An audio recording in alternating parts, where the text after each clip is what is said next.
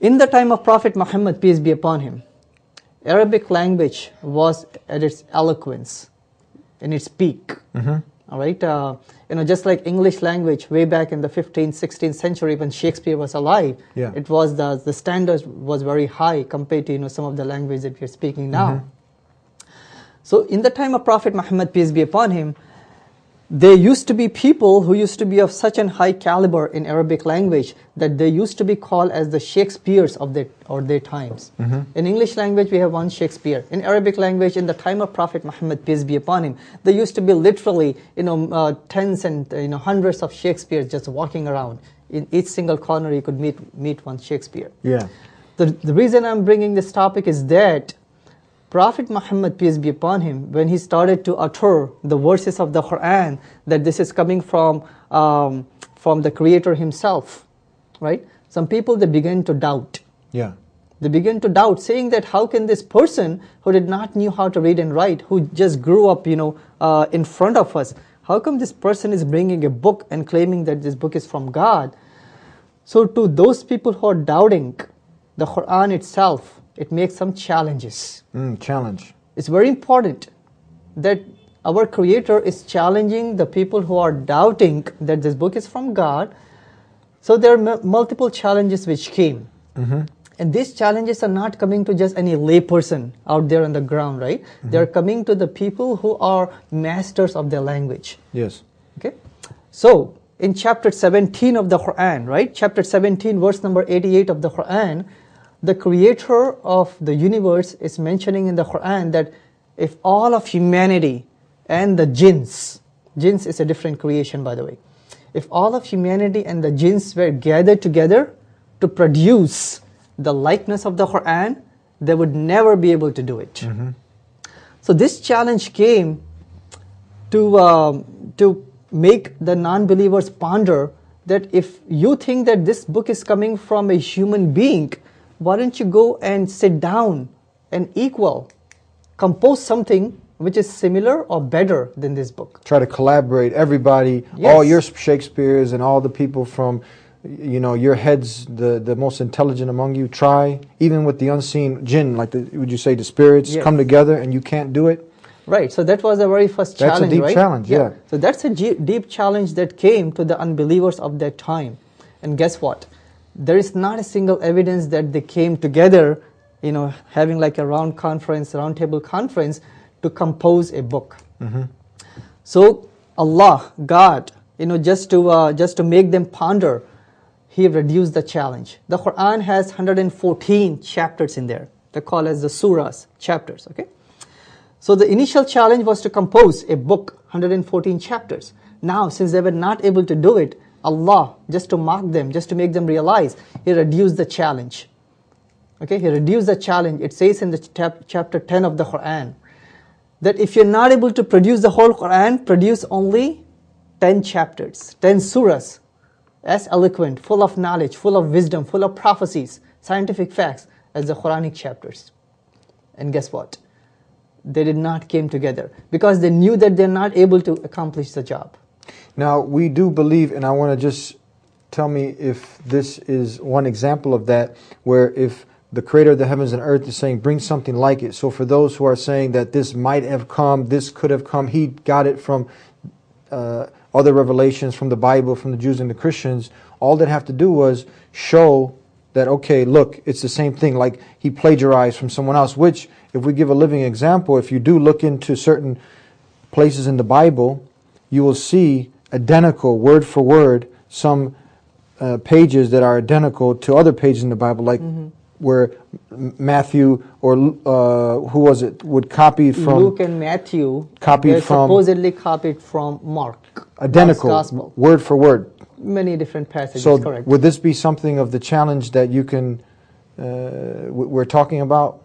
Well, the challenge was to compose in Arabic language, not in English or Greek or any language. In Arabic language, compose any composition which is better in eloquence, in full of wisdom, taking people away from falsehood, bringing them to all the good things that they're supposed to be doing. Yeah. So they're supposed to do that, right? That's the challenge. But guess what? They're not able to accomplish that. So then God reduced the challenge. It says in chapter 10 of the Qur'an, chapter 11, verse number 13 of the Qur'an, compose 10 verses, 10 chapters, like the Qur'an's chapter. They did not do it, right? Then the challenge was reduced. Chapter 2 of the Qur'an, verse number 23 and 24. It says that if you're not able to compose the full Qur'an or 10 chapters, produce only one chapter. And they couldn't do it. They're not able to do it, but the magnitude of the challenge is very mind-boggling. The Qur'an has 114 chapters. It's a big book, by the way. Yeah. It's a big book. 114 chapters. Some chapters are very big. It has 286 verses in chapter number 2. And other chapters are small. Has only 3 verses. So the challenge was not to compose a chapter as big as the biggest of the chapter. It could be the smallest of the chapter which has only 3 verses in there, right? So it's a mind-boggling challenge for all of humanity, and not just humanity, all of jinns, to compose 3 simple sentences as the Quranic sentences, similar to the Quranic sentences. That's all they had to do. If they could have done that, Islam would have been abolished, dismantled, disappeared way back, 1400 years ago. But since we have Islam now, it proves that they've been not able to do it. So there is no historical evidence from both Islamic or non-Islamic sources that they got together. Okay, very important. Number 2, some people may say that this is a subjective challenge, right? That, okay, fine, if I cook a dish and if you cook a dish, and if you ask someone to come and taste the dish, right? They may like my cooking, your cooking, somebody else's cooking. So it could be subjective, right? Yeah, something arbitrary depends on the person's taste. Yeah. I may like a poetry better than a second poetry, and you may have a different taste. But the Quranic challenge is not subjective. Yes. That's very important for the viewers for them to realize. In Arabic language, there are 3 different modes in which someone could compose anything. First, you have the poetry.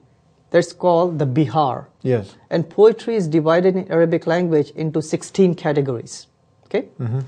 Then you have the mursal. Mursal is like the common speech, like what we are saying, speaking right now. Yeah. Okay. Then you have the saj. Saj means it's a combination of poetry and prose, but it's not a clear cut into any one of these categories. Okay. So the challenge of the Qur'an is that to compose something which is similar or exceeding the Qur'an. Okay.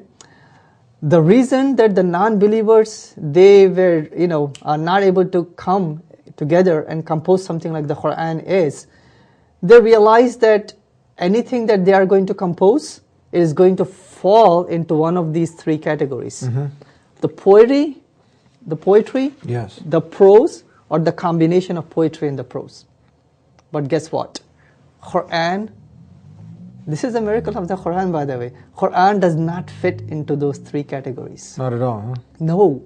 So, an example would be, suppose, if we call all the engineers, the best architects, the best builders in the world, and ask them to build the best skyscraper, the best building, the most beautiful, eloquent building, anything that they're going to build would be how many dimensions?